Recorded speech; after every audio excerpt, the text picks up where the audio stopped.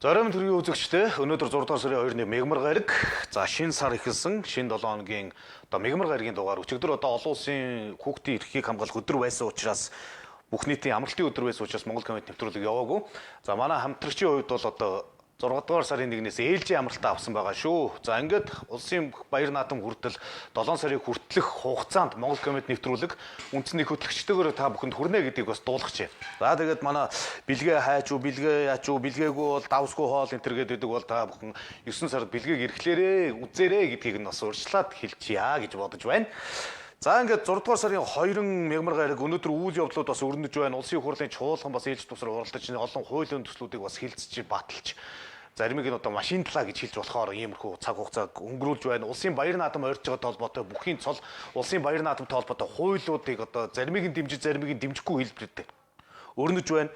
За ингээд хүүхдийн эрхийн баярын өдрүүдэд хүүхдийн эрхийн асуудлуудын зүйлүүд бас нэлээд яригдсан. За Төв аймгийн Заамар сумын 3 настай эмэгтэй хүүхэд харамсалтаар амь насаа алдсан. За үүнтэй зэрэгсээд Хөвсгөл аймагт бас 2 настай бага насны хүүхэд тогон зохиулж амь насаа алдсан гэдэг ийм харамсалтай хүүхдийн амиар бид нар асуудлаа шийдвэрлэх хэмжээнд яригддаг олон зүйлүүд бас гарч ирж байна. Эрүүл мэндийн салбар дээр холбоотой эрүүл мэндийн сайдын хувьд бол эрүүл мэндийн даатгалын алдагдал бол бүрэн нөхөгцөө гэдэг зүйлийг бас тайлбарлаж хэлж байгаа.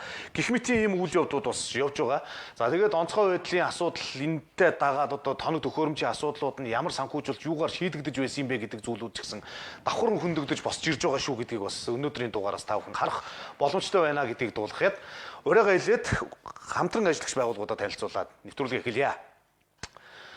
Монгол комментэд нэгдэцгээе. За манай нэвтрүүлгийн хамтран ажиллагч байгууллага 100 нас дэмий сан байгаа. За 100 нас дэмий сангийнхны хувьд гэх юм бол одоо 8 салбараар 30 жилийн хугацаанд үйл ажиллагаагаа явуулж байгаа. Тэдний гол одоо нэрийн бүтээгдэхүүн гэж хэлж болох Алой Вера буюу одоо Алой гэл Монгол комменттэй бас хамтарч байгаа. За та бүхэн Алой Вераг одоо өмнө сайн мэдж байгаа бах. За энэ бүтээгдэхүүн бол ходоодны шарх 12 гидсний нуглаа өрөвслийн үед өтгөн хаталтыг зогсоох, хараа сайжруулах, докторжуулах, цагаан мах эргэх, хиймэн тарианы хорт нөлөөг бууруулах, ус унахын эсрэг, харчлын эсрэг, өрөвслийн эсрэг гэсэн ийм олон үйлчилгээтэй. За тэгээд энэ таг нь бөглөө нь одоо таг аяг болчдөг. За үүндээ ингээд тааруулаад хэрэглэх юм боломжтой. За алоыг байнга хэрэглэснээр одоо та бүхэн олон зүйлээс өрсөн сэргийлэхээс гадна олон зүйлийг одоо сайжруулахад хэрэглэж болох юм зүйл байгаа. За эмэгтэйчүүдийн хувьд гэхэд өндөвчний уулынхаа төрөл бүрийн мөөгөнцрийн нянг устган гэх мэтэр одоо хэрэглэж болно. Хагалгааны дараа болон өмнө үед нь одоо эдгэрэлтийг түргэсгэх хөгшрөлтийн явцыг удаашруулах гэсэн ийм гол үйлчилгээтэй. За 75 100 500 гэсэн дугаарыг утснаас илүү дэлгэрэнгүй мэдээлэл авах боломжтой. За Монс магнемон бүтээгдэхүүнээр хамтагдж байгаа магний болон B6 амин дэмийн дутлагдлаас урьдчилан сэргийлэх болон эмчлэх зорилгоор хэрэглэдэг бүх химийн сангуудаар жоргуу болгогддог магний B6. За нойргуудах, толгой өвдөх, толгой өргөх, анхаарал төвлөрүүлэх чадвар, сулрах, ядрах, зочимтгой болох, булчин татах, жиргэнэх зэргийн зөөврүүдийн эсрэг хэрэглэгддэг магнемон Монгол комменттэй Монс фармын хувьд хамтарч байна. За Ариг банк аригтай хадгалаад 100 сая хадгаламжийн эзэн болох аянаа 3 жилдээ зохион байгуулж байгаа та бүхэн 50,000 төгрөгийн орлого нэмэх болгондоо. За хадгаламжаа нэмэх хадгаламжаа сунгуулах, хадгаламж шинээр нээлгэх болгондоо нэг эрх авна. За энэ эрхийг 6 сард авсан ч бай, 7 сард авсан ч бай, 8 сард авсан ч бай та бүхэн оны эсрэхэд 100 сая хадгаламжийн эзэн болох эрхийн төлөөх одоо эрхийнхэн тоог нэмж гинэ гэсэн үг. За дээрэс нь 6 сард хэрвээ та бүхэн хадгаламжиндаа 100,000 төгрөг нэмэх юм бол 2 эрх гэх мэтээр одоо 50,000 төгрөгийн эрх болгондоо 2 нэг эрхийг аваад за тэгээд сар болгон бас хадтанд тодорж байгаа 5 сая төгрөг, 500,000, 300,000 төгрөгийн хадгаламжийн эзэнд Азтунгууд бас сар болгон тодорж байгаа шүү. Оны эсрэхэд 100 сая хадгаламжийн эзэн болох боломжтой Ариг банк Монгол комменттэй хамтарч байна. За CU Loyalty хөтөлбөрөөр зарласан. За CU-гийн Loyalty хөтөлбөр бол маш амжилттай хэрэгжиж байгаа гэдгийг бүхэндээ дуулгая. Та бүхэн CU-гийн аппликейшнийг гар утсандаа татаж суулгаад CU-гээс худалдан авсан бараа бүтээгдэхүүнийхээ оноог нь уншуулад авсан онооныхоо үр дүнгээс шалтгаалаад Point Markets руу орж яваад за iPhone 17-гийн ялагч болмоор байна гэх юм бол тухайн сонголтыг нь хийгээд за эсвэл 10 сая төгрөгийн ялагч болмоор байна гэх юм бол тухайн сонголтондоо хийгээд за бүр болохгүй BYD Report 5 машины эзэн болмоор байна гэх мэтээр сонголтоо хийгээд CU Loyalty хөтөлбөрт оролцох боломжтой 6 сарын 17 хүртэл үргэлжилэх нэ. За мөн DDH Монгол комменттэй хамтарч байгаа. DDH-ийн хувьд гэх юм бол одоо томордог урамшууллаа эхлүүлсэн байгаа. 6 сарын 30 хүртэл томордог урамшуулал та бүхэнд хүрнэ. Та бүхэн ямар ч багцаа 2 сараар сунгууллаа гэхэд шууд томордог багц руу орно.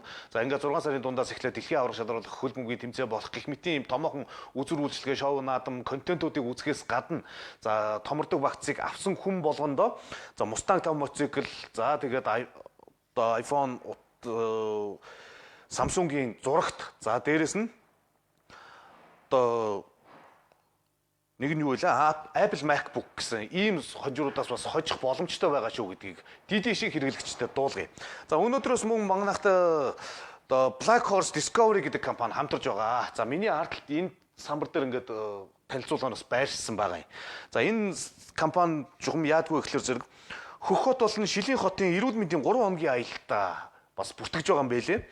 За ингээд 70% хямдар зарласан. За энэ аялалд Монгол нийтдээ 1.5-аас 2.5 сая төгрөгөөр хийгддэг бүтэн биений маш нарийн шинжилгээнүүдийг ердөө 1500 юанаар хийгдэх юм байлээ. За энэ аялал нь бол Ирээнээс хөх хот хүртэлх бүх зарлууд нь багтсан байгаа юм байлээ. Та бүхэн Ирээнд л очиход бол цаашаа 1500 юанаар за үүнд одоо ходоод гизний унтуулагтай дуран, компьютер томограф үзлэг, эхо, эрентген, цус, шээсний дэлгэрэнгүй шинжилгээ, дотор эрхтний шинжилгээнүүд, ясны нэгтаршил, судасны хатуурал, мис засал, нүд чих, хамар, хоолой, шүд гээд бүгдийг нь үзэх юм байна.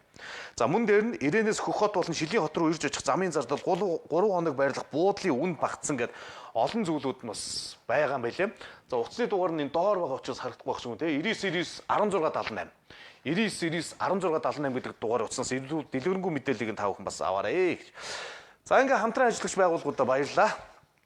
За нэвтрүүлгийг бас их дундаас нь үзэж байгаа хүмүүстэй хандаад хэлэхэд манай бэлгийн хувьд бол ээлж амралт авсан байгаа шүү гэдгийг нь бас дуулах чинь сэтгэлээр бас ирээл ах шиг байна. За мэдээлэлтэд бол шуурхаа орно. За ICT-ээр гарсан мэдээлэл шүүгчдийн зөвлөгөөнийг одоо маргааш хийх юм байна. Шүүгчдийн зөвлөгөөнийг хийгээд улсын дээд шүүхийн ерөнхий шүүгчийг сонгох асуудлыг бол хилцгээр болсон. Улсын дээд шүүхийн ерөнхий шүүгчээр ган зэрэг шүүгч 6 жилийн хугацаанд ажилласан. Түүний бүрэн эрхийн хугацаа бол өнөөдрөөр дуусч байгаа. За ингээ өнөөдрөөр дуусч байгаа ерөнхий шүүгчийг улиран ажилуулах уу эсвэл шинэ ерөнхий шүүгчийг бас томилох уу гэдэг асуудлыг шүүгчдийн ерөнхий зөвлөгөөнөөр шийднэ. За гэхдээ улиран ажилуулах боломжийг нь үндсэн хуулийн цэц нээгээд өчгсөн гэж хэлж болно. Үндсэн хуулийн цэц өнгөрсөн 5 гарагт оролцсон суудлын уралдаанаараа юу гэж хэлсэн бэ гэхээр зэрэг зөвхөн нэг удаа гэдэг ийм 3 үгийг л хасчихсан. Тэгэд энэ бол үндсэн хууль зөрчсөн байна. Хүний сонгохыг бол хязгаарсан байна гэдэг агуулга дээр дүгнэлт гаргаад за ингээд ганц зэрэг ерхий шүүгчд дахин ажиллах нэг боломжийг олгож байгаа гэж хэлж болохоор юм дүр зураг. За энийг бол маргааш шүүгчдийн зөвлөгөөний маргааш хийгээд шийдвэрлэх юм байна. За энэ асуудал дээр улсын хурлын гишүүн Алтан уяг бол хүн мөндсөн биш улсын дээд шүүхийн ерхий шүүгчийг дахин сонгох нь бол буруу гэдэг байр суурийг бас илэрхийлж байгаа юм билээ. За энэ яриаг нь бас яриагаар нь үргэлжлэе. Миний даалгаврыг биелүүлээд их мундаг ажиллаа тавьж чамд цагаан тавьж хийх гэсэн шүү. Тэгээд тэр хүн сайн хийгээд байсан бол одоо бүр үнэхээр бас олон тэмдэрэ хэлцүүлж байгаа янз бүрийн хийж байгаа сонгож болох байх. Тэгэхдээ захирын үед нь бас энэ дээр бол сонгох болов. Ямар хүмүүс биш. Дээр нь өнгөрсөн хугацаанд тэр ерөнхий шүүгчийг байхад одоо юу гэх юм иргэдийн эрх ашигыг хүндсэн ялангуяа хүн хэлц хугацааг урагшлуулсан тийм дээд шүүхийн тайлбар хүртэл гарсан. За олон улс төрчдөд бол зориуд одоо ийм улс төрийн нөлөөлөл үзүүлж чорон мандан гэдэг ингээд хууль төрийн зөрчсөн үйлдэлийг хийцэн хүнийг сонгоё гэдэг чинь дахиад надад тийм үү хэн нэгэнд үйлчлээд өгөх гэсэн юм их буруу юм болж байна. За улсын хурлын гишүүн Алтан уяг бол дараах байр суурийг илэрхийлж байгаа. Их муу юм болж байна. Сайн ажиллаад байсан бол одоо сунгахад бол асуудал алгаа. Муу юм хийгээд байсан хүнийг одоо дахиад сунгах гэдэг бол энэ ямар нэгэн эрх ашигт үйлчлэхийн төлөөх ам хүчийг нь авсан аваа өгөөний асуудал байна гэдэг зүйлийг л хилээд байгаа юм байна гэж ойлгохдоор ийм дүр зураг. За тэгвэл Игүүр дээр гарсан мэдээлэл дээр үндсэн хуулийн цэцгийн дарга Баясгалангийн бүргийн эрхийн хугацаанд дуусаад 362 хоног өнгөрч байна гэдэг ийм мэдээллийг өгч байна. 300 жилд 365 хоног байдаг. Одоо ерөөсөө жилийн хугацаа болоход одоо 3 хоногийн хугацаа өнгөрч байна. Үлдэж байна. Тэгээ яагаад үндсэн хуулийн цэцгийн дарга гэдэг хүн болохоор зэрэг бүрийн эрхийн хугацаанд дуусаад бүтэн жил ажиллаад ингээ болоод байд юм бэ гэдэг юм асуудал яригдчих юм л та.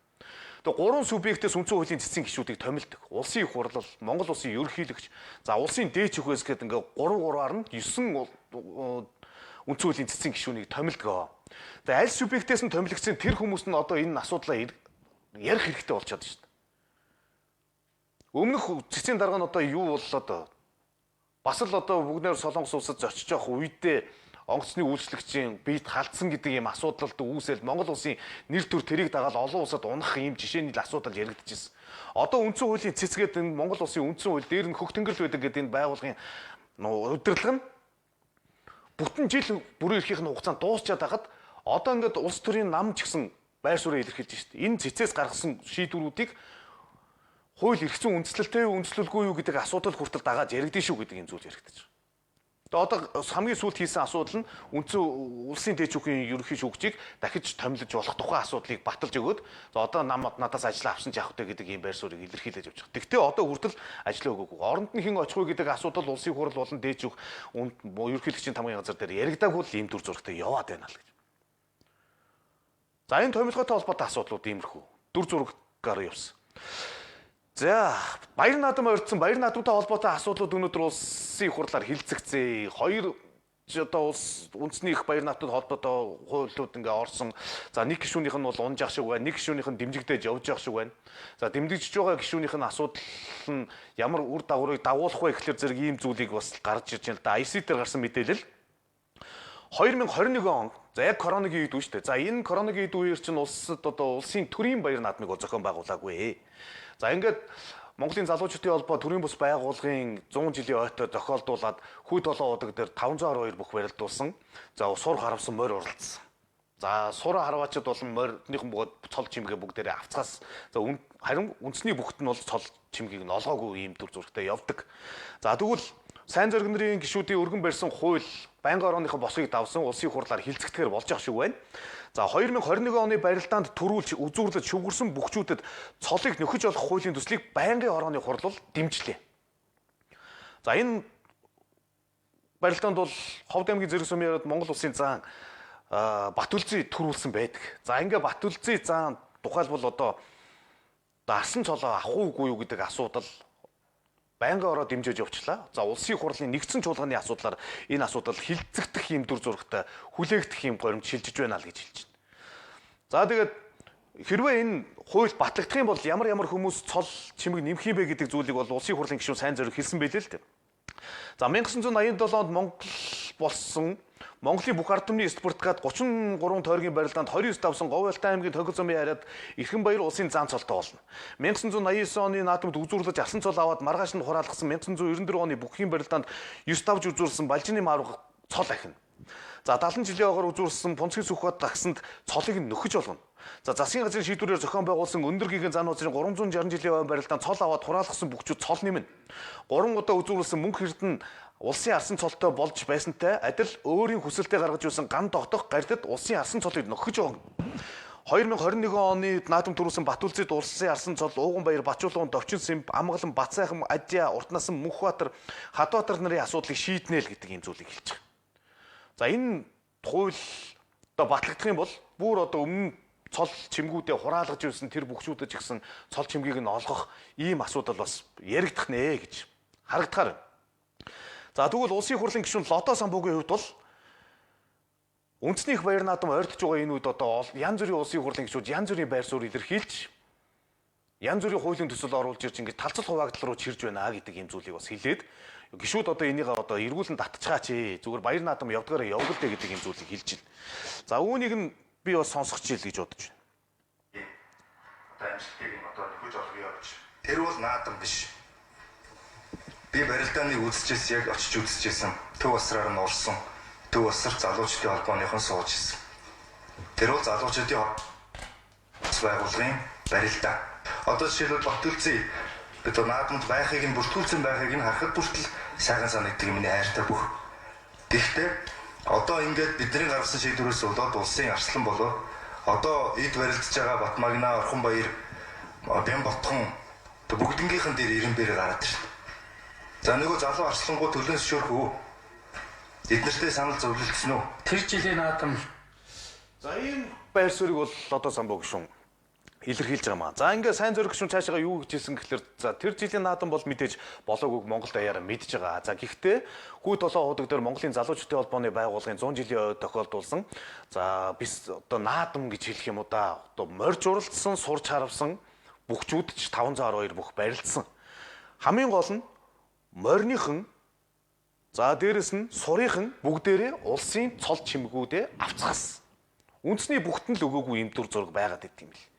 За энийг нь одоо тэгэл одоо олгоё. Эн чинь одоо бас ялгуурлан гадуурхалт ч юм уу иймэрхүү зүйл хүн тухайн үеийн амжилтыг нь тухайн үед коронавирус гараагүй байсан бол одоо энэ хэмжээнд амжилт үзүүлчих байсан бүхний амжилтынх нь үед нь одоо ингээ болсонгүй барьсангүй гэдэг ийм зүйлүүдийг л бас ярьж хэлж байгаа шиг үл. За Амгаланбаатар нарын гишүүд болохоор зэрэг арай өөр одоо төрийн наадмын хуулийг оруулж ирсэн л да. Энд чинь юу гэхээр зэрэг наадмаар 10 хоног амардаг байх. Хуулийн төслийг улсын хурал дээр оруулж ирсэн. За үүнийг нь бол дэмжээгүй. За дээрэс нь энэ хуулийн төсөлд нь ямар агуулгууд багцсан гэхээр зэрэг морж уралдаад сурч харваад бүхч барилдаж болно. Нэг хүн. Одоо би бүх барилдачаа сур харваад ингэж явж явах боломжтой гэдэг юм. За дээрэс нь 3 жилийн хугацаанд дэлхийн одоо наадмыг хийгээд дэлхийн авраг гэдэг цол өгчээя гэдэг ийм саналууд орж ирсэн юм байна л. За энэ санал бол улс одоо төрийн байгуулалтын байнгын орон дээр бол дэмжлэг авсангүй. Ингээ Амгаланбаатар нарын гишүүдийн улсын баяр наадамд оруулах хуулийн төсөл бол дэмжигдээгүй, сайн зориг нарын оруулж ирсэн улсын их баяр наадамд хуульд оруулах өөрчлөлт бол дэмжигдээж явж байгаа гэж хэлж байна.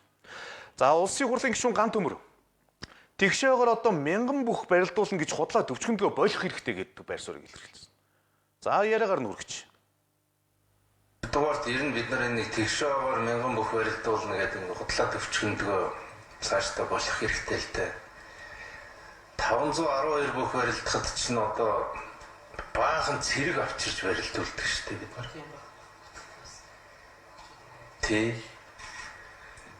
Тийм учраас бол яг тэгшөөгийнхөө тэр шагнал юмыг нэмээд явбал яасан юм бэ цаашдаа.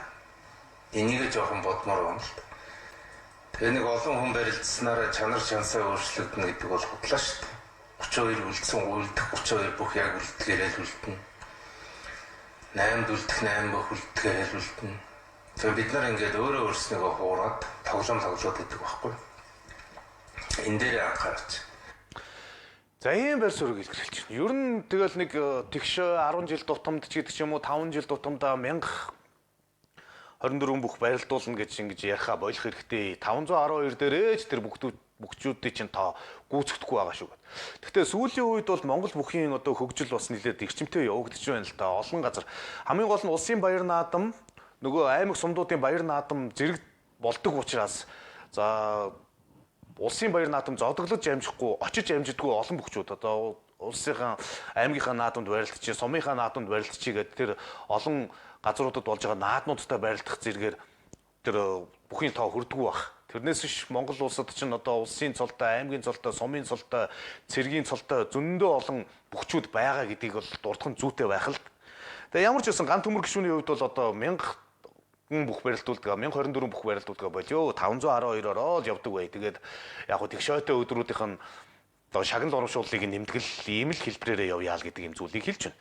За үргэлжлүүлээ тэрээр юу хэлсэн бэ гэхэлэр зэрэг одоо энэ допингийн асуудлыг хар тамхины одоо эрүүгийн хэргийн зүйлчлэлтэй нь одоо дүүцүүлэх хэмжээнд нь аваач яа. Тэгэхгүй бол одоо энэ Монгол төрийн наадам гэдэг чинь утгаа алдаж байна. Монгол төрийн наадам чинь улс төрийн авилгалын асуудал болж байна. Одоо сүүлдээ улс төрчдийн гар хөл тэр аймгийн тэр одоо тэрний дэмжлэгийн бүх энэний гэдэг ийм агуулга руу орж байна гэдэг байр суурийг л. Тэгээд допингтой холбогдож байгаа улсуудыг бид нар бол хар тамхи худалдаалж байгаа хүмүүстэй адилтгаж эрүүгийн асуудлыг нь хөнддөг болмоор бил. Огт зөвшөөрдөггүй, ерөөсөө мэдэхгүй ийм одоо зүйлсийг авчираад Монгол залуучуудад одоо шахаж байгаа. За ингүүл чи бэртэ болно, ингүүл хурдтай болно гэдэг ингээд. Тэгээ сүүлийн асуудал бол түрүүн тухайн гишүүн хүндчихсэн тэр морины асуудал дээр бол за энэ цаашаа морь болоо явчих. За ингээд ерөнхийдөө иймэрхүү саналууд гарч байна. Тэгээ саналууд нь гараад за энэ чинь одоо төрийн байгуулалт одоо байнгын ороогоор эхний байдлаараа босгоод аваад явж байгаа. Тэгээд яванд энэ асуудлуудыг шигшээд авах саналуудыг нь аваад хасах саналуудыг нь хасаад ингээд баяр наадмаас өмнө энэ хууль баг батлагдах байх. Баяр наадмаас өмнө батлагдсан энэ хууль батлагдсан өдрөөс өгчин төгөлдөр болно гэх юм зэн одоо заалтаар явах байх гэж бодогдож байна. Тэгээ ямар ч үсэн гишүүд бол дараах байр суурнуудыг л илэрхийлээд л байна. За тэгвэл 6 сард ямар бүх юм барилдаанууд болох юм бэ гэдэг хуваарууд нь бас гарсан байлээ. Icon дээр гарсан мэдээлэл. Icon дээр гарсан мэдээлэл дээр бол 6 сард Монгол бүхий өргөнд 6 сарын 6-ны Бям гарагт 11 цагаас цэргийн цол чимэг олгох бүх цэргийн наадам болох нэ. За 6 сарын 7-ны Нэм гарагт 11 цагаас Өмнө Говь аймгийн Малаа сумын яриад Бүгд найрамд Монгол ард улсын арслан Дэмүүлийн нэрмжид үндэсний их баяр наадмын сорилго улс аймаг цэргийн цолтой болон залуу 256 бүхий барилдаан болно. Сорилго барилдаан. За 27-ны Бям гарагт 11 цагаас нийслэлийн иргэдийн баяр хүрээ цам даншиг наадам болох нэ. За 28-нд Нэм гарагт 15 цагаас нийслэлийн иргэдийн баяр хүрээ цам даншиг наадам үргэлжилнэ. За мөн Макс Группийн шинэ бүтээн байгуулалт цахилгаан станцыг шав тавих бүхий барилдаан 5 дугаар энэ сарын 5-ны Баасан гарагт Говь Алтай аймгийн Төвөрг суманд болох юм байна. Энэ барилдаан төрүүлсэн бүх 20 сая төгрөг, үзүүр бүх 10 сая төгрөг, их шүүгийн бүхчүүд нь тус бүр 5 сая төгрөгийн урамшуулал шагнал авах ийм бүхий барилдаанууд 6 сард болохоор зурагдсан байгаа юм байна шүү гэдгийг дуулгая. Тэгээд нөгөө хүрээ зам чинь 8 сард болоод байдагсан Нямбатар даргын юугаар бол одоо бид нар чинь даан аялал жуулчлалаа хөгжүүлэх улсын баяр наадмаас өмнө одоо энэ цол жимгийг нь олгочих байдлаар ингээ хийя. Одоо намрын их ажлуудын үеэр одоо давхцуулмааргүй байна гэж 6 сар руу шилжүүлсэн. Тэгээд хотын баяр бол одоо 27 28-нд хүрээ цам болох юм байна шүү гэдгийг дуулах ийм мэдээлэл байж байна. За ингээд ямар арга хэмжээнүүд болох юм бэ гэж энэ жил чинь бас нэлээд олон тахилга бас нөгөө сумдуудын 100 жил за тэгээд 60 70 80 90 жилүүдийн тэгш ойнууд бас олон газруудад болох юм байлээ. За хамгийн наан гэхэд одоо их богд харихны төрийн тахилга бол маргааш болохоор болж байгаа юм байна. За энэ мэдээлэл эгүүр дээр гарсан байлээ. Төрийн тахилгатай уул харихныг 5 жилд нэг удаа тахидаг. За Монгол Улсын ерөнхийлөгчийн зарлагын хүрээнд их богд харихны тэнгэрийг тайхж ёстол 2026 оны 6 дугаар сарын 3-нд буюу маргааш болно. Монгол Улсын ерөнхийлөгч 2020 оны 10 дугаар сарын 28-ны өдөр Баянгар аймгийн иргэдийн төлөөлөгчдийн хурлын шийдвэр хүсэлтийг дэмжиж Монгол Улсын үндсэн хуулийн 34 дугаар зүйлийн 1, Монгол Улсын ерөнхийлөгчийн тухай хуулийн 9 дугаар зүйлийн 1 дэх хэсгийг тус үндэслэн Баянгар аймгийн нутаг дэвсгэрт орших их богд харьхан уулын төрийн тахилгатай болгосон. За ингээд их богд уулын одоо геофизикийн юу мэдээллүүд нь багтсан байна. За их богд харихтанд одоо 20 онд ингээд төрийн тахилгатай болгоод за ингээд 5 жил тутамд тэгэхээр зэрэг 21 оноос хойш 21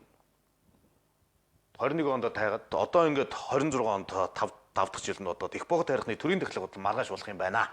За энийг бол 20 онд гэхэлэр чинь Батулга ерөнхийлөгчийн үеийн зарилгаар төрийн тахилгатай болгуулсан юм байна шүү гэдгийг бас дуулгая. За Blue Mongolia Буур гэдэг 2026 задгаа усан сэлтийн фестивалыг анх удаа бас зохион байгуулах гэж байгаа юм байна. За энэ бол UBN дээр гарсан мэдээлэл. Дэлхийн хаадууд клуб 15 жилийн хүрээндээ анх удаа олон улсын нээлттэй усан спортын Blue Mongolia Буур 2016-г зохион байгуулах гэж байгаа. За энэ фестивал Physical Asia 100 шоуны Японы багийн оролцогч Олимпиа авраг Гацуми Накумура урилгаар оролцохоор болсон. За усан сэлтийн олон улсын нээлттэй тэмцээн болох юм байна. Гэр бүлийн хөгжөөнд нугас уралдаан болох юм байна. Beach Festival, оройн концерт, DJ шоу, галч шоу бол үндэсний урлагийн тоглолт, байгаль орчныг хамгаалах аян зэрэг болох юм байна. Усны температур бол 18 хэмээн байдаг гэсэн ийм мэдээлэл өгч байна. За энэ хизээ болох юм болоо? Яг хизээ болох нь бол байхгүй л ах шиг байна. Энэ юуг нь үзээд болох юм уу та? За ийм фестивал одоо анх удаага болох гэж байгаа юм байна шүү гэдгийг бас дуулгач. За дээрэс нь нүүдэлчин дэлхийн соёлын фестивал 8 дугаар сарын 21-ээс 23-ны өдрүүдэд болох юм байна. За энэ ч бол одоо бас олон арга хэмжээнүүд бас зохион байгуулахтаар болж байгаа юм байлээ. Адууны баярын өдөр адуутай жагсаал энтер гэл олон зүйлүүд энэ зуны туршидал бол зохион байгуулагдах нь дээ. За улс төрийн холбоотой мэдээллүүдээ та бүхэндээ дуулгана. UBN дээр ерөнхий сайдын суудлыг улсын их хурлын толгой хэсгээс буулгах Тэмүүжин нарын хуулийн төслийг бол хийлэлцэхээр болсон. За энийг бол одоо ямар ч гэсэн босыг дагуулсан төрийн харьяалагт байнгын ороонд нь шилжүүлсэн байл. За улсын их хурлын чуулганы одоо толгой хэсэгт нь бол голд нь улсын их хурлын дарга суугаад улсын хурлын даргын баруун талд нь Монгол улсын ерөнхийлөгч, зүүн талд нь Монгол улсын ерөнхий сайд суугаад байдаг. За ингээд Тэмүүжин нарын гишүүдүүд бол гүйцэтгэх засаглалын тэргүүн бол парламентын засаглалынхаа харьяанд хяналтанд нь байдаг хүн. Тэгээд энэ дээрээс одоо удирдах байгаа юм шиг ийм дүр зурагтай байж болохгүй. Гүйцэтгэх засаглалынхаа харьяан алданд улсын хурл орчихсон юм шиг дүр зурагтай байж болохгүй. Тэгэхээр ерөнхий сайдыг бол парламентын танхимын гол хэсэгт ч юм уу, зах хэсэгт ч юм уу, эсвэл арын игнэнд ч юм уу суулгадаг болгоно гэдэг юм асуулыг оруулж ирсэн. За энэ ингээд явахаар болж байгаа шиг л байна гэж. За улсын хурлын гишүүн одоо самбуу Амгаланбаатар гишүүнээ та эхлээд Говь Алтай аймагт үндэсний триатлон зохион байгуулалт үзээч яа гэдэг юм зүйлийг хэлсэн. За энэ ямар учиртай вэ гэхээр зэрэг одоо нөгөө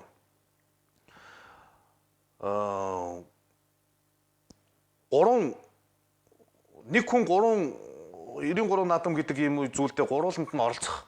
Сур харваад л морь уралдаад морин дээр гарч уралдаад тэгэл бүхөө уралдаад л ингээ явчихъя гэдэг. Тэгээ эн чинь одоо тийм амар зүйл биш шүү дээ. Ихэнх гишүүнээ энэ соёл уламжлал гэдэг зүйл чинь өөр байдаг гэдэг юм зүйлийг улсын хурлын гишүүн лодоо самбуу хэлж илээ. Тэгээ ямар ч гэсэн Говь Алтай аймагт нэг үндэсний тератлон зохион байгуулалт үүсчихэж дараа нь энэ улсынхаа баяр наадам руугаа ийм асуудал оруулаач гэдэг юм зүйлийг хэлж байна. За дараагийнх нь мэдээлэл 30 минутанд машиндсан улсын хурлын чуулганы ээлжид бус хуралдааны тайм гэдэг энэ ээгүүр дээр мэдээлэл гарсан. Ямар хуулиудыг одоо явуулсан бэ гэдэг зүйл энэ ч байна л да. За нэгдүгээрт нь Тэмүүжин нарын 40 гишүүн өргөн барьсан улсын хурлын дарга нам бус байх агуулга бүхий хуулийн төслийг нийт гишүүдийн олон үзэл баримтлалын хүрээнд дэмжсэн. За ингээд төслийг анхны хилцүүлэгт бэлтгүүлэхээр төрийн байгуулалтын байнгын ороонд шилжүүлж байгаа.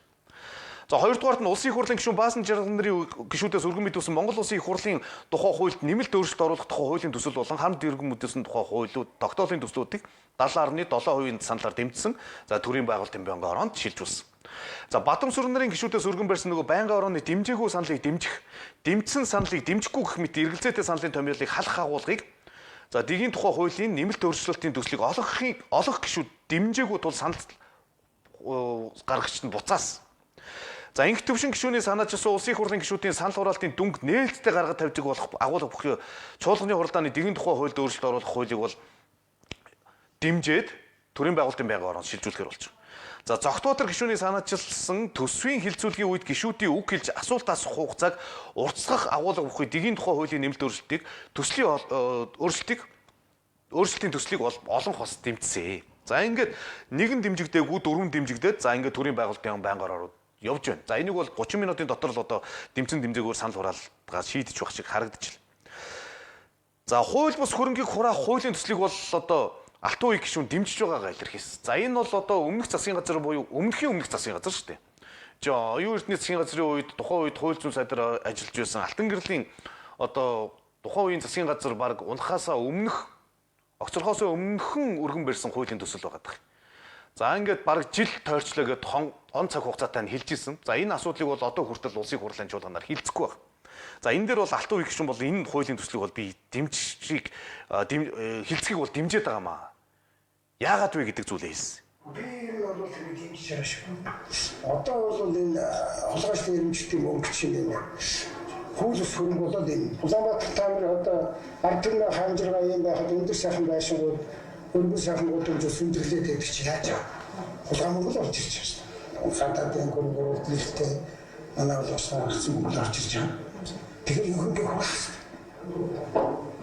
Энэ бол зөв зүйтэй хууль. Алтан за энэ бол их зөв зүйтэй хуулиа л гэж. За ингээд энэ хууль одоо хилцэгдэхгүй үгүй юу гэдэг. Одоо ингээд зарим энэ алтан үеийн гишүүний хувьд гэхэл одоо тухайлбал дэмжиж байна гэдэг. Та хэрвээ дэмжиж байгаа бол энийг одоо хилцгийг нь одоо нэлийн шахаж шаардах ч юм уу. Одоо өөр ямар арга хэлбэр байдаг. Энэ одоо тэгээд улсын хурлын дарга ч юм уу төрийн ямар нэгэн байнгын орооны даргын сэфэнд нь ороод хэвтчихдэг. Ингээд асуудал нь ингээд шийдэхгүй байгаад байдаг юм байж болох юм уу? Одоо ер нь улсын хурал дээр одоо өргөн барьсан хуулийнхаа дистараллаар нь ер нь асуудлуудыг хилцдэг байвал яасан юм бэ? Энэ хуулийг өргөн барьсан бол энэний өмнө барьсан өргөн барьсан хуулиудыг нь хилцээ дуусаад дараагийн асуудлуудаа хилцэхдээ ингээд дараагийнх шатаар нь ингээд явуул яадаг юм бэ гэдэг зүйлийг ярмаар байгаа юм л та. Тэгэхгүй тэгэл зарим хуулийг бол ингээд хэдэн жил дараад ингээд хэвтэж болдог, заримыг нь болохоор зэрэг асуудлын дараалал харгалзахгүй шууд хилэлцнэ гэдээ оруулж ирдэг нэг юм дүр зурагтай л яваад байгаа. За улсын хурлын гишүүн Батланбаалгын сайд Батлууд цэрэг амиа алдсан асуудалд хэн хариуцлах хүлээх талаар ерөнхий сайд бол хариу өгөх байхаа гэж. За учир л ерөнхий сайд өнгөрсөн 7 хоногт бол за би ингээд асуудалтай холбоотойгоор одоо салбар хариуцсан сайдыг нь дуудаж дахиж уулзнаа гэдэг юм зүйлийг хэлжсэн. За тэгээ уулзсан юм уу, уулзаагүй юм уу, хариуцлага тооцох юм уу, тооцохгүй юм уу гэдэг зүйл дээр ямар нэгэн хариулт хэлээгүй. За энэ асуудлыг ч гэсэн Батлууд гишүүн сайд бас өөрөө хэлж байна. Ерөнхий сайд одоо надад ямар нэгэн зүйл хэлээгүй байгаа. Тэгээд одоо би өөрийгөө одоо шийдэх гэж юу ах вэ? Тэгээ хин нэг намайг шийдэх ёстой бол тэрийг хүлээж ийна л гэдэг зүйл хэлж байна. Би өөртөө юу гэдэг юм таах вэ? Мэдээж энэ асуудлуудыг та бүхэн бүгдээ мэдж байгаа. Хуулийн хэлтийн байгууллагаар эсхийн төрөлд гараагүй. Яг үүндээ одоо Батлан улс салбарын бодлого үйл ажиллагааны буруутаагаас За англи салбарын замун төрийн тусгай багшийн буруутай үйлдэлээс асуудал үүссэн бол хэмжээс хариуцлага хэрэгтэй гэж бодож байна. Ер нь бол хариуцлага өгөх хэрэгтэй. Тэр учраас одоогоор одоо ихэд сөрөглөсний шаардлага ер нь тав юу гэж харж байгаа. Сөрөгчийн чинь одоо ингээд асуудлуудаа гаргаад тавьчихсан. Тэн дээр нэг тодорхой дүгнэлтүүд гарсан дараа шийдвэр гарах байх юм дээ. Тэн дээр харин ерөнхий сайд хариу үйлдэх байлгүй. За ханга ерөнхий сайд хариу өгөх үйлдэл үзүүлэх байгаа. За улс төрийн өнцгөөс нь харах юм бол ард засгийн намын шаардлага одоо Батлан хамгаалалтын сайдыг огцруулах гэдэг шаардлагыг ерөнхий сайд хүлээн зөвшөөрөөд намайг огцруулбал одоо би ерөнхий сайдын үгэнд одоо ороод огцроход бэлэн байна. За хуулийн байгууллагуудын дүгнэлт гарсны дараа одоо энэ хэний алдаанаас болсон бэ гэдэг зүйлүүд нь гарах байхаа гэдэг юм зүйлүүдээ бас тайлбарлаад хэллээ. Тэгээ одоо заавал ингэж ерөнхий сайдын амыг харж байгаагүй за би одоо ингэсэн юм аа. Миний хариуцчихсан салбарт гарсан асуудал учраас би одоо өөрөө улс төрд шинэ хариуцлагын тогтолцоог одоо түүчэлэх үүднээс би одоо өөрөө огцорё гэж хэлж та яагаад чаддаг юм бэ? Заавал одоо дээдлийнхаа ерөнхий сайдын үүрэг даалгаврыг ерөнхий сайдыг одоо ам асуух хэлбэрлүү ингэж аваачиж шаардлага байна уугүй юу гэдэг ийм асуудал ч гэсэн нөгөө талд нь гарч ирж байгаа. За ингээ мастер гарсан мэдээлэл төр болохоор зэрэг батлууд зэвсэг түвшинд цэргийн албыг эрсдлээс чөлөөлөе цогц реформыг албан ёсоор эхлүүлж байгаагаа хэлсэн бэл. Нэргсэн энэ хашгирдаг нэг ийм зүйлт. Энэ салбарт чи ийм зүйл болоод байдаг шүү. Өмнө нь ч гэсэн ийм зүйлүүд болсон шүү. Өнгөрсөн одоо хүний эрхийн комиссоос гаргасан судалгаа гарч иглээ. Өнгөрсөн 10 жилийн хугацаанд 40 гаруй цэргийн албаа агч албан үүргийг гүйцэтгэж явах хугацаанд ямар нэг хэлбэрээр амнасаа алдсан. Иннээсээ дүгнэлт аваад ажил тэр 2 удаад хадаг аваад шөнийн цагаар хүндэт харуулж гисааж байгаа ажил авч явах үедээ та энэ тухайга бодож яахгүй яава. Энэ салбар чинь хэцүүхэн салбар шүү. Олон хүн цэрэг ирсэн амь настай холбоотой асуудал шүү. Тэгээ энээс эхэлье гэдэг юм зүйлийг одоо тэгээд нөгөө ерөнхий сайдын чөлөөлөе гэдэг нэг үгийг л оруулаад л нэг юм реформ эхлүүлж байгаа л гэж. За энэ ч нь одоо ингээд нэгт хариуцлагын тогтолцоонд тэг хүлцэл бодлогыг хэрэгжүүлнэ. За анги байгууллага дөрвийн бус харилцаа үүссэн эсвэл түүнийг нүүн дарагдуулсан тогтоогдсон удирдах албан тушаалтанд шууд хариуцлага тооцож цэргийн цолыг нь буруул зэвсэг түвшний игнэнээс бүр мөсөн чөлөөлнө. За хяналтын систем хөндлөнгийн давхар стандартыг нэвтрүүлнэ. За энийг бол одоо анги салбаруудад байдаг хяналтын камеруудыг бүх цэгүүдийн хяналтын камераар аваад зэвсэг түвшний жанжин штабд тэднийг давхар хяндаг болно гэж. Технологийн шинжилгээг нэмэгдүүлнэ гэж. Цэргийн бамбаа тусгай аппликейшнийг хүрээнд хэрэглээнд нэвтрүүлнэ. За энэ дээр болохоор зэрэг хинээс ч хараад бусаар одоо цэргийн бамбаа гэдэг аппликейшнаар цэрэг байлдагч би надад ийм дарамт учраад байна гэдэг зүйл. Тэгээд цэргийн албан хаагч чинь тэр утас гар утас интернет тоног төхөөрөмж хэрэглэх хэрэгтэй байдгүй юу? Өөрөө өөргөөслөгөөс хамгаалах боломжийг нь бүрдүүлнэ. За төлөвлөгөөд бус хяналт шалгалтыг хийж эрсдлийг урьдчилж илрүүлнэ. Төлөвлөгөөд бус хяналт шалгалтыг ер нь цэргийн анги байгууллагууд дээр өмнө ч гэсэн хийжсэн. Тэгээд энэ ч асуудаг л да. За анги шалгалтууд дээр нөгөө цаасаар авдаг байсан. Танаа дэглэлт байна уугүй юу гэдэг зүйлүүд ингээд тэгээд цэргийнхэн чинь бараг яаж мэддгийг ямар нэг арга хэлбэрээр мэдчихдэг. Тэгээд тэрнээсээ болоо цэргүүд нь үнэн мэдээлэл өгч чаддгүй л. Хүний нөөцийн сонгон шалгаруулалт EQ буюу сэтгэл зүйн нарийн шалгуураар цэргийн албанд авдаг бол. За ингээд сэтгэл зүйн шалгалтанд бас айлмынхаа орхон. За нээлттэй байдал буюу иргэний нийгмийн хөндлөнгийн хяналтыг одоо бий болгоно гэсэн. За ийм цогц реформ арга хэмжээнүүдийг цэргийн айрамд бол авч хэрэгжүүлнэ гэдгээ Батлан хамгаалалтын сайд хэлж байгаа юм байна. За дараагийн мэдээлэл нь хүүхдийн эрхтэй холбоотой мэдээлүүлж явах гэж байна л да. Цахилгааны модон шон өмөрсний улмаас хүчтэй зохиолж амиа алдсан. Энэ одоо хүүхдийн баярын өмнөх нь л болж байгаа.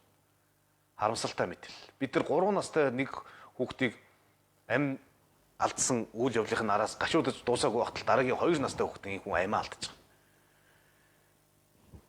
Нийслэлийн засаг дарга анхныхаа үүрэг даалгаврыг хот тогтчлтын асуудал одоо хог цэвэрлэх мэвэрлэх гэл ийм зүйлүүдийг хэлж байхдаа шалбарсан утас цахилгааны утас монтаж идэр гэдээ хэлжсэн. Тэр асуудал дээр бас анхаарал хандуулж байгаа юм л. Яг энэ үйл явдлаас бодлоод.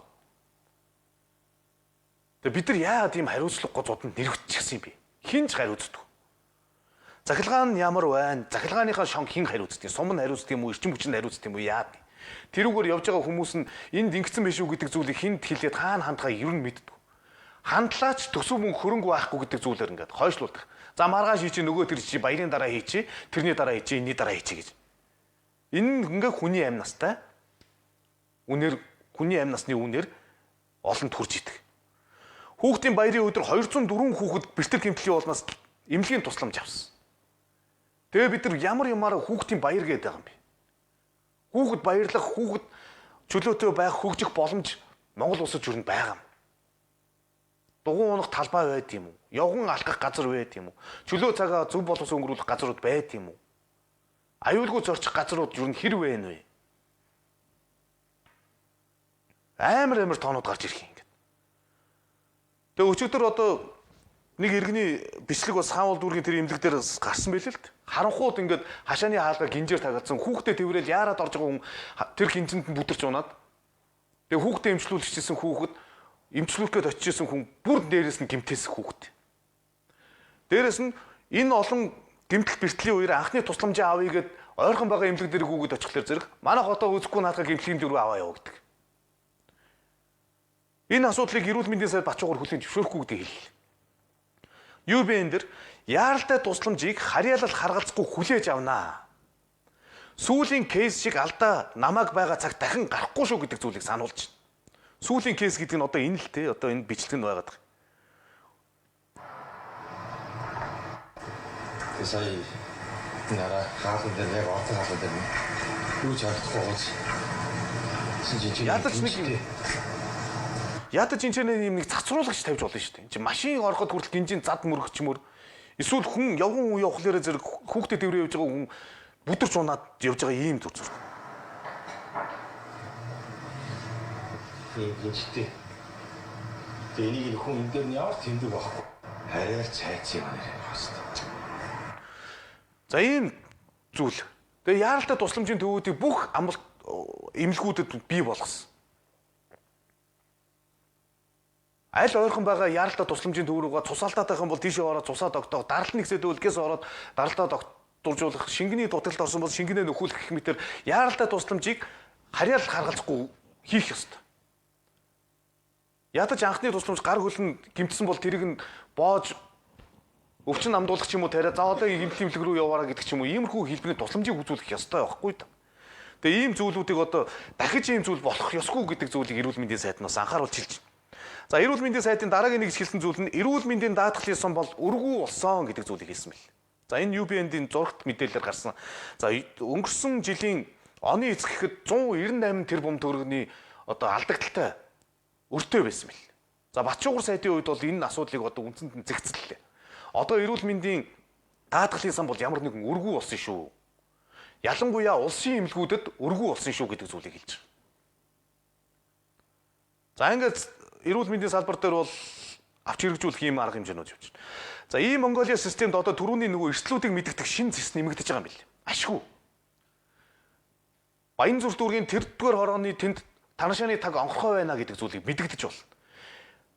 Тэр аймгийн тэр суманд цахилгааны утас ингэж шалбарсан байна гэдгийг мэдэгдэж болно. Энд уул уурхай ийм нүх таглагдаагүй байх шүү. Ийм цооног одоо өрөмд бүгэлж таглаагүй нөхөн сэргээлтийг хийгээгүй шүү гэдгийг мэдэгдэж болно. За ийм шин цэс бол нэмэгдэж байгаа юм байна. Эрсдэл мэдэгдэх шин цэс. За тэгээд эрсдлийг одоо яаж авч арга хариу ямар арга хэмжээ авсан бэ гэдэг зүйлээ тэд хоногийн дараа мэдэгдэх ёстой гэх мэт ийм зүйлүүд гэсэн зохион байгуулалт явж байгаа юм байна гэж. Ерөөсөө л бидний энэ хийж байгаа хэрэгжүүлж байгаа болгон чинь тэгэл эцсийн дүндээ хүний амь насаар л хийж хэрэгжүүлдэг зүйлүүд болж байгаа. Дараагийнх нь зүйл. Би одоо энэ лавгийн тойвны сэтгүүлч манай лавга UBN-ийн эрхлэгч лавгагийн одоо бас нэг юуг үзүүлэх гэж байгаа. Рилсик. Энд чинь юу вэ гэхлээр зэрэг бид нар 30 метрийн гүнд ороод гацсан байсан хүүхдээ аврахын тулд 3 өдөр 50 гаруй цагийг зарцуулсан. Тэгээ бид нар юу гаргаж цогцол гаргаж авсан шүү дээ. Амь насаа алдчихсан байсан. Тэгээд ингээд авчдаг ийм төхөөрөмжүүд байдаг, ийм зүйлүүд байдаг. За тэр одоо наадам центрийн хажуудлын байранд Цэнгэлдэх хотхонд гарсан гал дээр цонхноосоо зүгчихсэн байсан хүнийг бид нар харсан. Тэгээ онцгой байдлын дараагаар нь ажиллаж исэн хүн юу гэж хэлж исэн гэхэлэр энэ дэлхий дээр 12 давхраас дээш гарах шат байхгүй гэдэг зүйлийг хэлж байна. Тэгэхэд бүгд найр Солонгос улсад айл нүүлэгдэн Монгол залуучууд бүгд хэлэндээ 25 давхар руу гардаг шат байна шүү дээ энэ чинь. Айлаа нүүлгдэг шатнууд. Тэгээд тоног төхөөрөмжийг нь бид нар юунд зарцуулсан бэ гэхлээр зөв ерөөсөө л даргын өрөөд огжуулах эсвэл барилга байгууламжтаа л зарцуулсан. Онцгой байдлын аврагчдад тоног төхөөрөмж авч байгаа зүйл байхгүй. Одоо энэ чинь харагдаж байгаа биз? Барилга байгууламжинд 94.1% зарцуулсан. Тоног төхөөрөмжинд 5.9% нь зарцуулсан. Нийт хөрөнгийнхаа одоо нийт төсвийнхаа. Тэгээ хамгийн сүүлд одоо энэ ган ууг сайд чинь 5 сарын хугацаанд л ажилласан байдаг юм билээ л дээ. Энэ шадар сайдаар онцгой байдлын асуудлыг эрхлээд. Тэгээ 29 тэрбум төгрөгийг юунд нь суулгаж өгсөн билээ шүү дээ. Тоног төхөөрөмж авахт нь. Ингээ ажилласан байгаа байхгүй юу? Өмнө нь болохоор яадаг гэсэн гэхээр улсын төсвийн мөнгийг суулгаад өгчлөөр зэрэг тэрүүгээрээ барилга өрчдөг. Байшин барьждаг. Нислэг тэргүүнүүд аваад дарга нарыгаа ийш тийш нь амралт руу зөөж өгч идэг, ан авд нь явуулж идэг. Ийм л зургтай байсан. Тэгээд тэнцээ чинь одоо нөгөө шумбагчт нь хувцас сольж өмсдөг чих шиг. Хвэрийн төмөр дээр очисон хүмүүс нь гал унтраах тоног төхөөрөмж байхгүй гараараа гал хувцаараа гал ингээд зогсож идэг. Тэгээ гал сөнөөгчд аврагчд нь хүний амь аврахын төлөө амиа эрсдэл оруулж идэг. Тэр хүмүүс чинь тоног төхөөрөмжтэй байвал амь нас эрсдэхгүй, бусдын амь нас ч гэсэн эрсдэхгүй байх боломжтой байсан. Тэгээ одоо би энийг сонсхийг гэж бодод байгаа. Энийг яагаад ингэж бодлогын алдаа гэж би үзээд байгаа юм бэ гэхээр 2016-аас 2023 он хүртэл энэ одоо 6-7 жилийн төсөв ингээд багш түнгээр нь харж байгаа онцгой ерхий газрын энд юу вэ гэхээр 44.7 тэрбум төгрөгөөр барилга байгууламж зэрэг аврах анги манг тэр ингээд нэг газрын засвар их засвар тэр онцгой байдлын сумын нэг онцгой байдлын барилга гэдэг чинь ийм зүйл рүү ингээд зарцуулсан. Нөгөө талд нь 2.8 тэрбум төгрөгийг тоног төхөөрөмжөнд зарцуулж ирж байгаа юм. Энэ ингээд жил ингээд харах юм бол зарим жилүүд тоног төхөөрөмж үртэйггүй 2-3 жилд нь. Гэтэл яг тэр жилд нь 9 тэрбум 12 тэрбум төгрөгөөр барилга байгууламжаа санхүүжүүлээд байдаг. Нөгөө онцгой байдлын албан агчид нөгөө улаан гал руу нөгөө ус гал усны гасхын зовлон руу ямар ч орчин үеийн техник тоног төхөөрөмжгүйгээр шууд орж байгаа. Орчин үеийн техник тоног төхөөрөмж юм одоо онцгой байдлын галаас хамгаалах ч юм уу энэ үер усны асуудлын байшин барилгын асуудлыг бүгнхээр ингээ хүний ажлыг хэдэн 10 дахин хөнгөлцсөн цаг хугацаа хэмнэсэн ийм зүйлүүдийг дэлхийн хэд бүгдээрээ хэрэгжилж байгаа шүү дээ. Бүгдээрээ хэрэгжилж байгааг бид нар мэдж байгаа. Маш том хүчтэй одоо дорооноор чи бид нар бүр байлддаг болчиход байна шүү дээ. Тэгэхээр тэр нэг шаланг үүрээд гардаг дороонууд ч гэсэн бий болчихсон шүү дээ. Зүгээр доор нь усаа залгаал дорооноо нисгээл дороонороо удирдаад тэр өндөр объектэд гарсан галыг шүрчиж унтраах боломжтой байхгүй да. Нэг суманд гал гарахад тэнд аврах анги байхгүй учраас хамгийн ойрхон аврах ангитай сумаас нь галлын машин ирэхэд хэдэн километр зарцуулах вэ? 60-70 км зарцуулаад ирэхэд нөгөөдөл нь үнс нуран болоод үлдчихийдэг. Тэрийг энэ өмнөх сайд одоо хууль зүйн сайдаар ажиллаж байгаа амар сайхны үед хэлж л байсан шүү дээ. Тэгээ яагаад тэр газруудаа одоо гал төмрийн машин гал унтраах сум болгондоо 330 сумдаа нэг гал унтраах машин аваад өгч тавьчих боломж байхад чинь төсөв хөрөнгөнд байхад чинь болдгүй юм бэ, чаддгүй юм бэ. Ийм л зүйл яригадаад байгаа юм л та. Тэгээд одоогийн номтой 2 сайд учир сайд эдэр ингээ хариуцлагын асуудал ярих гэж байгаа. Хариуцлагын асуудал ярих гэж бол өмнө тэр 6-7 жил тасралтгүй шадар сайд хийсэн тэр хүмүүс дээрээ эсвэл одоо тэр онцгой байдлын дараагаар ажилласан тэр ариун буйн тэргүүтэй тэр хүмүүс дээрээ арга хэмжээнүүдээ аваач. Барилгал бариад байдаг, өөрснөө сайхан болоод байдаг, гоёл пасааттай шилэн ордон өргөөнд суусгаагаад байдаг. Доор нөгөө аврагчтанд бэлээд байгаа л явж байдаг. Бид нар Ми8-ийн Ослоос агуулаад онцгой байдлын аврагчдын хангамж нөхцөл байдлын талаар ярьдаг шүү дээ. Дарга нар нь нөгөө холбооныхын системийг нь төрсөн өдрөөр аваа явуучихсан найр наадам дээр яриад суужсэн гэдэг юм зүйл байдаг шүү дээ. Тэгээ хасуурын гавьыг шадар сайдын үед болохоор одоо ингэ байгаа мэдээллүүдийг л би хэлээд байгаа юм л та. 5 сарын хугацаанд онцгой байдлын сайдаар ажиллахдаа 29 тэрбум төгрөгийн тоног төхөөрөмжийг хангамжийг сайжруулахын чиглэлд тавьж өгсөн. Энийг зөвхөн хангамжийг нь тоног төхөөрөмжийн асуудал дээр тавьж өгнө шүү гэдгээр шийдэж өгсөн. За 182 сая Америк долларын хөнгөлөлтөд зээлийн санхүүжилтийг улсын хурлаар батлуулж энэ санхүүжилтийг зөвхөн тоног төхөөрөмжийн техник хэрэгсэл сайжруулахаар тусгаж өгсөн. Ингээд тусгаж өгөхгүй бол эн чинь барилга болчиход байна. Нэг сайдын суудл болчихгоо, сандал болчихгоо, буудан болчихгоо байна. Тэгээ одоо ингээл сайдын тушаалыг албан тушаалыг өгчихсөн л бол тэр хүнд хариуцлага тооцохгүй гэдэг ийм зүйл байдаг юм уу? Өмнөх сайд нар одоо тэр онцгой хуулийг олон жил удирдсан да. Амар сайхан сайд, ариун буян, бадрал гэдэг ийм генералууд байна. Энэ хүмүүс дээрээ тэгвэл хариуцлагынхаа тэр асуудлыг сөхөж тавиач, эргүүлж тавиач. Яага болдгүй юм бэ?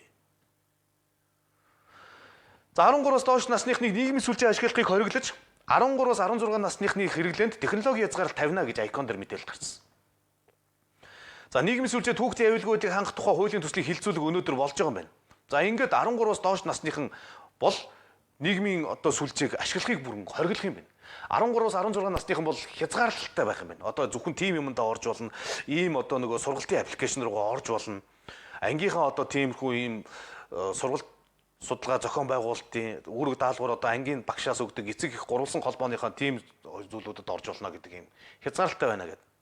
За энийг бол одоо боловсролын яамнаас өмнөх Наранбаяр сайд шилсэн дараа нь инх хамгаалалтын сайд шилсэн 9 сарын 1-ээс ерөнхийдөө хэрэгжүүлнэ гээд одоо бол яг энэ хуулийнх нь хилцүүлгэн нүрнөөд ямар арга хэмжээ авахыг яаж дистаралж авах яаж хуульчлахын гэдэг зүйлүүдийг хэрэгжүүлж байгаа гэсэн ийм мэдээлэл явж байна.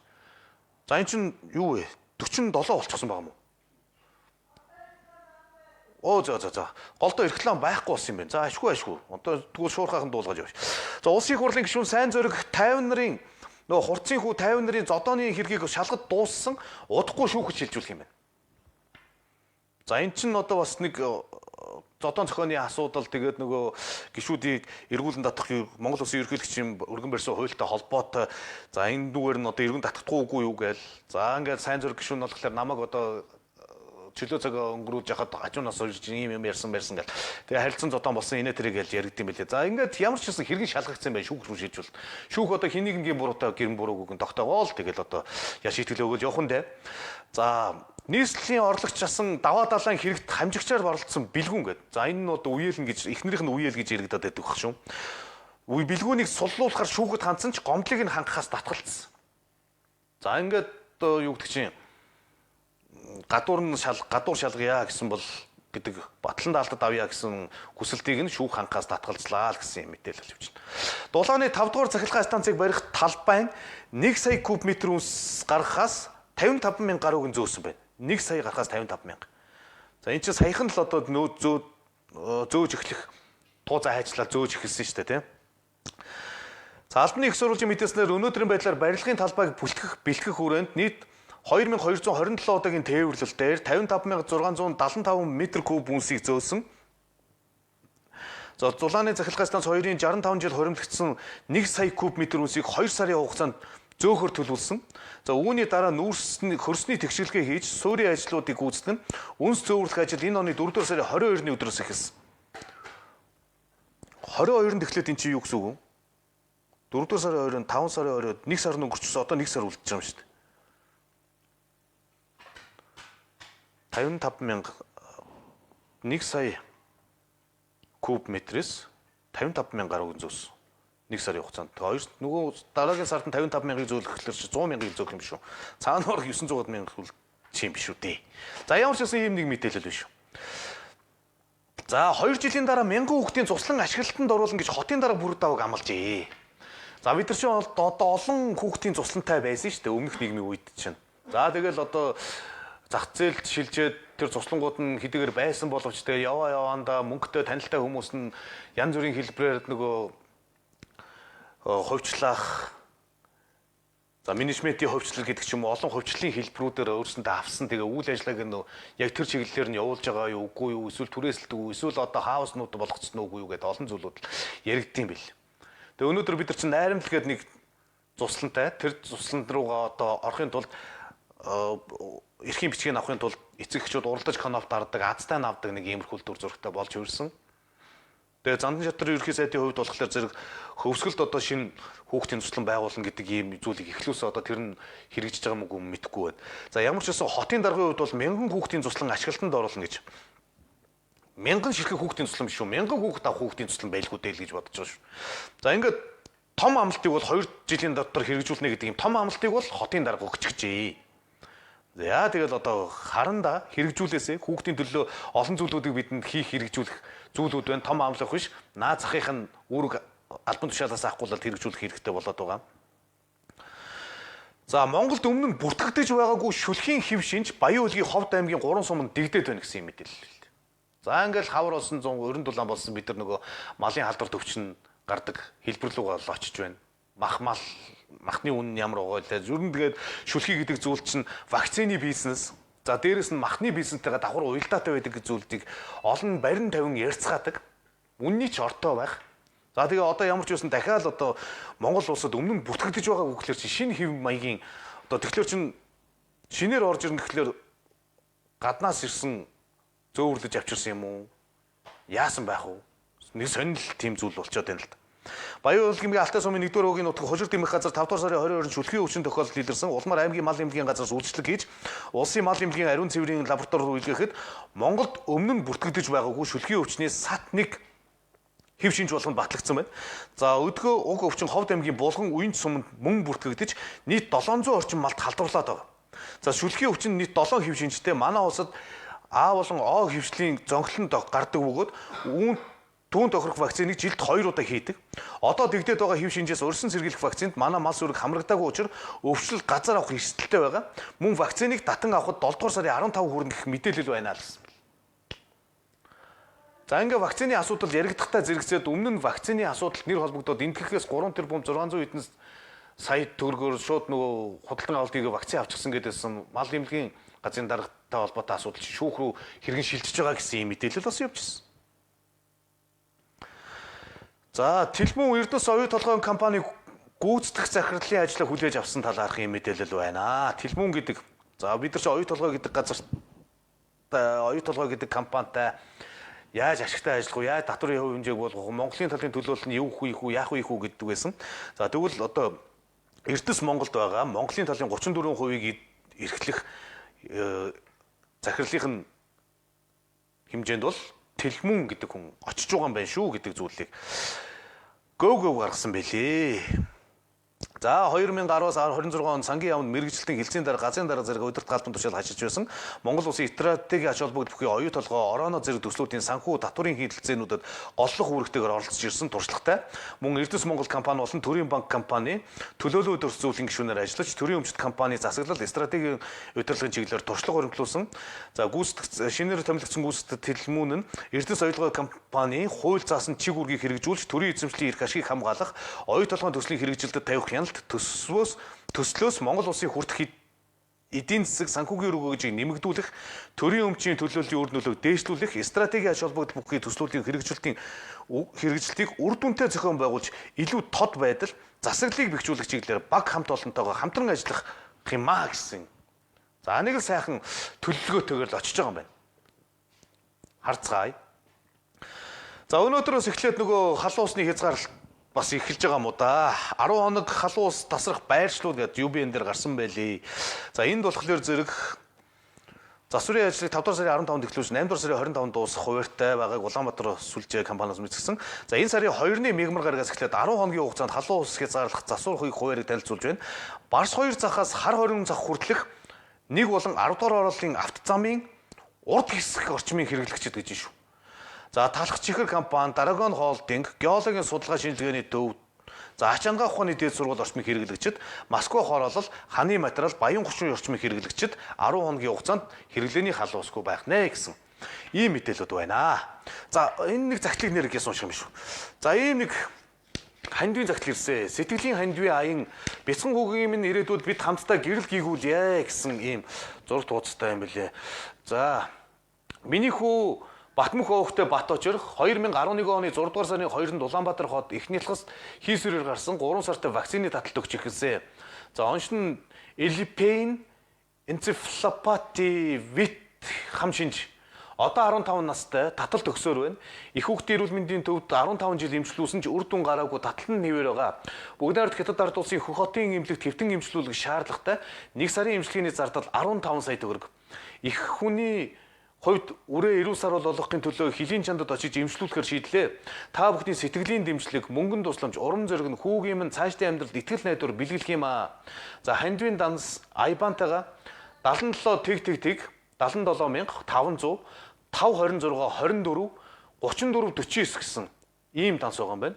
За холбоо 230 88 68 41 30 89 75 1001 гэсэн ийм дугаар явц байна. За төрхөөсөө хахгуулаад л ийм зовлон бэрхшээлтэй учирчсан 15 настай одоо хүртэл таталтай өгч байгаа. За хөх хотод эмчлүүлэх юм бол 90 сар бол болчих боломжтой. Таталт өгөхгүй ийм зөвөргөө болчих боломжтой. Ийм нэг хүүгийн төлөө бас монголчууд сэтгэлийн дэмээ өгч дэм дэмэндээ дээс эрчэндээ туслыг хурлаа далаа гэдэг шиг мянгахгүй гэсэн байдлаар одоо зовсон хүүд тусалж ээжт нь бас хандвын дасаа сунгаарай л гэж уриатайгаар өнөөдрийнхөө нэвтрүүлгийг өндөрлөе. За маргааш 18 цагт эргээд уулзъя. Монгол комментэд нэгдэцгээе.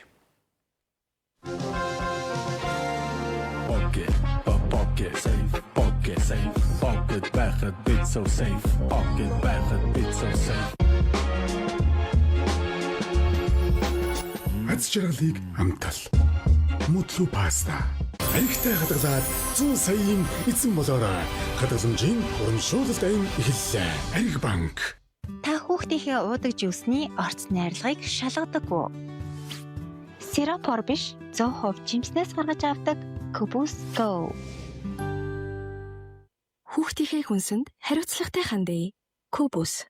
Ялах шалахгүй юмд бухимдаж уурлах гээд байдаг юм биш үү? Стресст бүү автаарай. Магнимум нэрлээрэй. Стрессийн шинж тэмдгийг арилгахаас гадна бие махбодын стресс эсэргүүцэх чадварыг нэмэгдүүлдэг. Магнимум эрч хүчтэй амьдрал. Томордог сонголтын урамшуул эхэллээ. Дээд ишин хэрэглэгч та үндсэн багцаа 2 болон түүнээс дээш сараа сунгаад эхний сарда том багцаа үзээрэй. Урамшууллаа хамрагдсан хэрэглэгчдээс 3 хэрэглэгчийг шалгаруулan том бэлгээр урамшуулна. Дээд иш